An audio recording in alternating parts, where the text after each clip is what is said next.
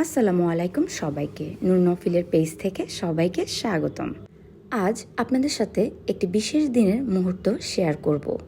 তাই বিশেষ দিনে কি সেলিব্রেশন না হলে চলে?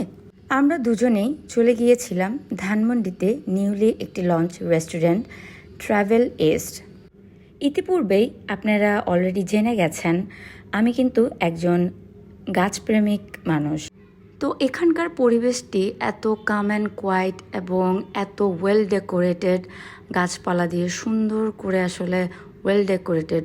আমি আসলে খুবই প্লেসড এবং এখানে অনেক ধরনের বনসাই গাছ ছিল যা দেখে কিন্তু দৃষ্টি কাড়ার মতন। তারপর দুজন মিলে পুরো রেস্টুরেন্টটি ঘুরে দেখছিলাম। এখানে একটি কর্নার ছিল, পিয়ানোর কর্নার, তো আমি এখানে একটু পিয়ানো বাজিয়ে নিচ্ছিলাম। এখানে কাচের প্লেটের উপর কারুকার্য করা একটি কর্নারও ছিল। পিয়ানো বাজাতে বাজাতে আমার হাজব্যান্ডের পছন্দের ডাম্পলিং স্যুপটা কিন্তু চলে এসেছে। এটির টেক্সচারটি যেমন সুন্দর, অনেস্টলি মাশাল্লাহ এটার টেস্টটাও কিন্তু অসাধারণ ছিল।